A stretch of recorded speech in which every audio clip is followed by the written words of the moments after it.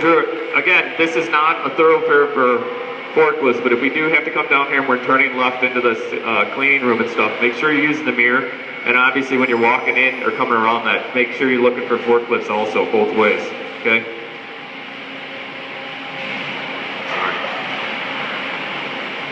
All right, so the second change agent. So we're talking about Pratt. So if obviously the first time, remember it started, they got a lot done, but then they had to slow down because they needed to rethink what was going on. So George David was now carefully observing the crisis at Pratt because it was beginning to affect the whole UTC. Historically, Pratt had been both UTC's largest operating unit and by far its most profitable one. The sudden loss of profits at Pratt was now driving down earnings and share prices at parent UTC, despite good performance from the other businesses. As David looked around in the fall of '92, he decided he needed a second change agent, someone to replace Pratt's president, who as a lifetime P&W employee understandably reflected the traditional Pratt way of doing business.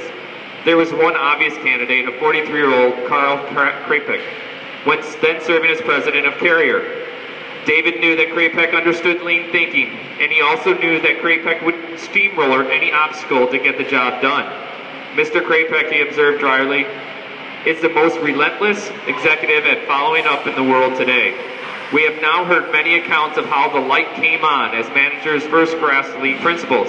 Krapek's enlightenment started early, but it was a full decade before he was in a position to put lean principles to work on a larger scale. After graduating General Motors Institute in industrial engineer, he was given increasingly more important operating management jobs within GM. In 1979, at age 31, he became one of the youngest assembly plant managers in GM history, running the 5,000-work Pontiac plant in Pontiac, Michigan.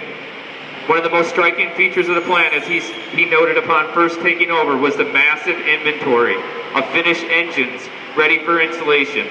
Indeed, the deep recession beginning in '79, the Pontiac plant had a 3-month supply of engines. This caused endless difficulties, and it occurred to Krapek that the plant's performance could be improved dramatically if engines were only made and shipped to the plant as actually needed. So think about it.